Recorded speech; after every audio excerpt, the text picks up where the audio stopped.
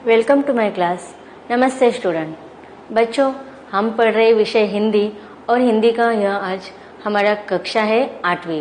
Class 8 को हम पढ़ा रहे व्याकरण।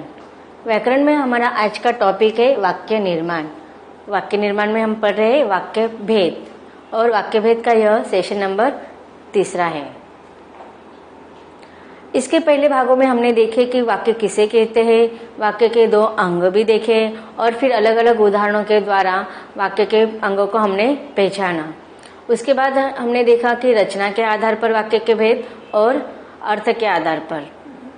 तो इसके पहले भागों में हमने अर्थ, रचना के आधार पर वाक्य के भेद देखे। रचना के आधार पर वाक्य के कुल मिलाकर 3 भेद होते हैं: सरल वाक्य, संयुक्त वाक्य और मिश्र वाक्य। फिर उसको अलग अलग उदाहरणों के द्वारा और डेफिनेशन के द्वारा हमने समझा। अब देख रहे हैं हम वाक्य के अगले भेदों को। वाक्य के प्रकार। अर्थ के आधार पर हम पढ़ रहे हैं वाक्य के 8 प्रकार को हम पढ़ रहे हैं। हमेशा आपको प्रश्न पूछा जाता है कि रचना के आधार पर वाक्य के कौन से भेद होते हैं और कितने भेद होते हैं। उसी प्रकार अर्थ के आधार पर वाक्य के कितने भेद होते हैं और उनके नाम बताइए। तो अर्थ के आधार पर वाक्य के 8 भेद होते हैं। पहला है विधानवाचक वाक्य, दूसरा है प्रश्नवाचक वाक्य, उसके बाद का है आज्ञावाचक वाक्य, उसके बाद निषेधवाचक वाक्य, उसके बाद इच्छावाचक वाक्य, फिर संदेहवाचक वाक्य, उसके बाद संकेतवाचक वाक्य और विस्मयादिवाचक वाक्य। तो इसके पहले भागों में हमने पहले जो 4 भाग है वाक्य के, जो पहले 4 प्रकार है उनको पढ़ा। अब इस भाग में हम पढ़ते हैं वाक्य के अगले भागों को, अगले भेदों को, उनके अगले प्रकारों को। तो इस भाग में हम पढ़ने जा रहे हैं वाक्य के भेद: इच्छावाचक वाक्य, 6 संदेहवाचक वाक्य, 7 संकेतवाचक वाक्य और 8 विस्मयादिवाचक वाक्य। तो सबसे पहले देखते हैं इच्छावाचक वाक्य। इच्छावाचक वाक्य को ही हम इच्छा सूचक वाक्य कह सकते हैं। अब इच्छावाचक या इच्छा सूचक, इस नाम से ही हमें पता चलता है कि ये वाक्य किस प्रकार से पहचाने जा सकते हैं। मतलब जिन वाक्यों में कोई इच्छा, आकांक्षा, शुभकामनाएं या आशीर्वाद होते हैं, उन वाक्यों को हमेशा इच्छावाचक या इच्छा सूचक वाक्य कहते हैं। जैसे कि परिभाषा देखते हैं कि जिस वाक्य में इच्छा, आशीर्वाद, शुभकामना आदि को प्रकट किया जाए वह इच्छावाचक या इच्छा सूचक वाक्य होता है। अलग अलग उदाहरणों के द्वारा देखते हैं। पहला उदाहरण है तुम सदा प्रसन्न रहो। तो देखो हमने क्या कहा था कि आशीर्वाद, शुभकामनाएं या इच्छाएं। तो यहाँ पर देखो आशीर्वाद दिया जा रहा है कि तुम सदा प्रसन्न रहो। इस वाक्य में किसका बोध हो रहा है, क्या प्रकट हो रहा है? मन का भाव। कौन सा है? आशीर्वाद। या शुभकामनाएं भी बोल सकते हैं, मतलब शुभकामनाओं का भी हमें यहाँ पर बोध हो रहा है। तो यह तुम सदा प्रसन्न रहो, इससे इच्छा व्यक्त हो रही है। उसके बाद भगवान सबको सुखी रखो। इसमें भी भगवान से हम इच्छा कर रहे हैं, वह शुभकामनाएं कर रहे हैं या आशीर्वाद के रूप में भी हमें यह वाक्य का बोध हो रहा है। उसके बाद तीसरा है काश मैं सिर्फ एक बार आकाश में उड़ जाता। तो इस वाक्य से हमें इच्छा की बोध हो रही है कि काश मैं सिर्फ एक बार आकाश में उड़ जाता। तो इन सारे वाक्य से हमें पता चल रही है कि हमारे मन के जो भाव होते हैं, आशीर्वाद, शुभकामनाएं, इच्छाएं, इनका बोध कराने वाले वाक्य को हमेशा इच्छावाचक या इच्छा सूचक वाक्य कहेंगे। अब देखते हैं संदेहवाचक वाक्य। तो देखो यहाँ पर संदेहवाचक वाक्य, इस नाम से ही पता चलता है कि कौन, मतलब वाक्य में शंका आना, संदेह होना कि कोई काम पूरा हुआ है या नहीं। तो ऐसे जब शंका आती है या संदेह होता है तो ऐसे वाक्य हमेशा संदेहवाचक वाक्य होते हैं। अब देखते हैं संदेहवाचक वाक्य की परिभाषा अर्थात डेफिनेशन। जिस वाक्य में किसी काम के होने में संदेह प्रकट किया जाए वह वाक्य संदेहवाचक वाक्य होता है। मतलब काम के होने का संदेह, वो पूरा भी हुआ नहीं है अपूर्ण भी नहीं है, इसमें शंका होना, उसे कहेंगे हम संदेहवाचक वाक्य। कुछ उदाहरण देखते हैं। संदेहवाचक वाक्य के उदाहरण है, पहला उदाहरण है वह घर गया होगा। मतलब देखो, वह घर गया होगा, इस वाक्य में पता नहीं वह घर गया है या नहीं, मतलब संदेह निर्माण हो रही है, पता नहीं चल रहा है कि वह घर गया है या नहीं। क्रिया की पूरी रूप से वो पूर्णतः यहाँ पर हमें समझ में नहीं आ रहा है, उसका पता नहीं चल रहा है। तो मतलब यहाँ पर संदेह लिया गया है कि पता नहीं वह घर चला गया होगा या नहीं। दूसरा उदाहरण देखते हैं, उसने भोजन कर लिया होगा। मतलब उसने भोजन किया है या नहीं पता नहीं, भोजन मतलब खाना खाया है या खाना बनाया नहीं, इससे हमें पता नहीं चल रहा है, अपूर्णता का बोध हो रहा है। तो उसने भोजन कर लिया होगा, इससे हमें संदेह हो रहा है, तो संदेह होने वाला शब्द है होगा। तो इस वाक्य से भी हमें पता चल रहा है कि यह संदेहवाचक वाक्य है। उसके बाद तीसरा है कल शायद सुमन आ जाए। अभी यहाँ पर पता नहीं चल रहा है कि सुमन कल आएगी या नहीं आएगी, मतलब हाँ भी हो सकता है और उसका उत्तर ना भी हो सकता है, इसलिए यह पर शंका हो रही है, संदेह आ रहा है कि कल पता नहीं शायद सुमन आएगी या ना आएगी। उसके बाद का उदाहरण है शायद कल मैं दिल्ली जाऊंगा। मतलब कल दिल्ली जाना है लेकिन कंफर्म नहीं है कि शायद, इससे पता नहीं चल रहा है कि मन में संदेह आ रहा है कि मैं शायद कल मैं दिल्ली जाऊंगा। तो इन सारे वाक्यों से पता चल रहा है कि हर एक वाक्य में वहां पर पूर्णता का बोध नहीं पता चल रहा है, वहां पर संदेह का प्रकट हो रहा है, इसलिए यह सारे वाक्य संदेहवाचक वाक्य है।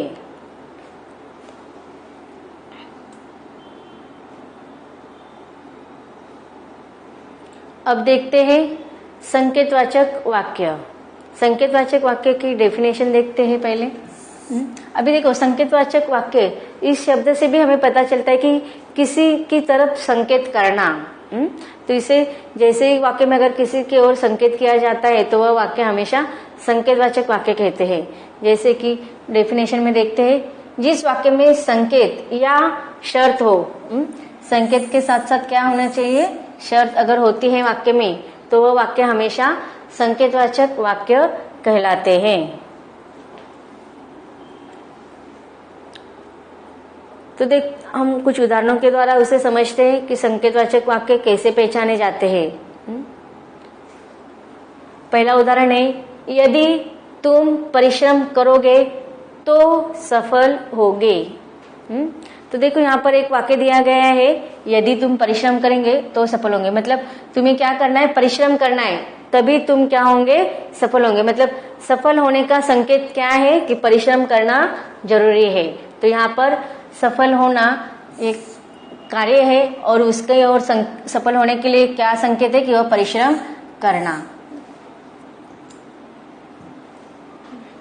और इसे हमेशा देखो, यहाँ पर यदि और तो यह शब्द से जोड़ा गया है। इसके पहले भागों में भी देखा था हमने कि योजक शब्द वाक्य में जब आते हैं तो यदि और तो यह योजक शब्द है। यदि तो, यदि तुम परिश्रम करोगे तो ही तुम सफल होंगे। तो इस प्रकार इस वाक्य से पता चल रहा है कि इसमें संकेत क्या है, परिश्रम करना। अब दूसरा वाक्य देखते हैं, वर्षा होगी तो गर्मी कम हो जाएगी। तो देखो, यहाँ पर गर्मी कब कम होने वाली है, इसका संकेत पता चल रहा है कि कब गर्मी कम होने वाली है, जब वर्षा होगी। जब वर्षा होगी, इससे हमें संकेत पता चल रहा है। यहाँ पर भी तो यह योजक शब्द के द्वारा इन वाक्य को जोड़ा गया है। तो वर्षा होगी तो गर्मी कम हो जाएगी। इस वाक्य में गर्मी कम हो जाने का के लिए संकेत क्या है, वर्षा होना जरूरी है, अर्थात बरसात होना जरूरी है। इसके बाद का उदाहरण है, यदि संसार में बदलू को किसी बात से चिढ़ थी तो वह थी कांच की चूड़ियों से। तो देखो, यहाँ पर हमें संकेत हो रहा है कि संसार में यदि किसी बात से चिढ़ थी तो वह किसी से कांच की चूड़ियों से। तो यहाँ पर कांच की चूड़ियों के द्वारा संकेत हो रहा है कि बदलू को उसे चिढ़ थी, इसके द्वारा संकेत हो रहा है। यहाँ पर भी यदि और तो इन योजक शब्दों का प्रयोग किया गया है। तो संकेतवाचक वाक्य में हमेशा योजक शब्द आते हैं और यदि तो अथवा यह नहीं आएगा क्योंकि यह समुच्चय बोधक है। तो यदि और शब्द कौन से हो सकते हैं? जैसे, तैसे, वैसे, ये भी योजक शब्द है। अगर वाक्य में हमेशा योजक शब्द आते हैं और संकेत का बोध किया जाता है तो वह हमेशा संकेतवाचक वाक्य कहलाते हैं। अब देखते हैं वाक्य भेद में अगला प्रकार कौन सा है? विस्मयादिवाचक वाक्य, अर्थात उसे हम विस्मय सूचक वाक्य भी कह सकते हैं। अब विस्मय, इस शब्द से ही हमें पता चल रहा है कि विस्मयादिवाचक में क्या होगा कि विस्मय मतलब क्या? आश्चर्य। तो जिस वाक्य से हमें आश्चर्यता का बोध होता है उसे हम कहेंगे विस्मयादिवाचक वाक्य। तो देखते हैं इसकी परिभाषा या डेफिनेशन। जिस वाक्य में हर्ष, आश्चर्य, शोक आदि प्रकट किया जाता है वह विस्मयादिवाचक या विस्मय सूचक वाक्य होता है। अब देखते हैं इसको अलग अलग उदाहरणों के द्वारा समझते हैं। पहला उदाहरण है, आहा कितना सुंदर बालक है। मतलब देखो, हमें मन का भाव, हमारा आश्चर्य हो रहा है ना, आहा कितना सुंदर बालक है। तो यहाँ पर यह आहा शब्द से पता चल रहा है कि यहाँ पर वो आश्चर्य के बोध का भाव का प्रकट हो रहा है। और हमेशा देखो, इसके बाद विस्मयादिवाचक शब्द वाक्य पहचानने का एक तरीका है कि हमेशा है ना ये चिन्ह लगाया जाता है। इसे हम कौन सा चिन्ह कहते हैं? विस्मयादिबोधक चिन्ह कहते हैं। तो वाक्य में जब ऐसे भावों का बोध होता है तो वह हमेशा विस्मयादिवाचक वाक्य होते हैं। दूसरा वाक्य देखते हैं, अरे तुम आ गए। मतलब देखो, कोई अचानक से आते हैं तो हमें मतलब शौक लगता है ना, आश्चर्य होता है, अरे तुम आ गए। तो इस प्रकार अरे, और यहाँ पर क्या है, उस वाक्य शब्द के बाद विस्मयादिबोधक चिन्ह बताया गया है। उसके बाद उसे चोट लगी। मतलब देखो, ये शब्द बोलते समय हमारे भाव अपने आप आ जाते हैं। उसे चोट लग गई। तो यह शब्द से विस्मय का पता चल रहा है। और यह चिन्ह, कितना सुंदर फूल है। तो यह भी देखो, उसके बाद क्या लगाया है? विस्मयादिबोधक चिन्ह। अब विस्मयादिबोधक वाक्य के शुरुआत के शब्द के बाद में भी लगता है और कभी कभी वाक्य के अंत में भी लगता है। लेकिन जिस वाक्य में आश्चर्य, शोक आदि भाव का प्रकट होते हैं और साथ में विस्मयादिबोधक चिन्ह लगाए जाते हैं, वह वाक्य हमेशा विस्मयादिवाचक या विस्मय सूचक वाक्य कहलाते हैं। तो उसके नाम से ही हमें पता चल रहा है कि इस वाक्य को हम कैसे, या उदाहरणों को हम किस प्रकार से पहचान सकते हैं।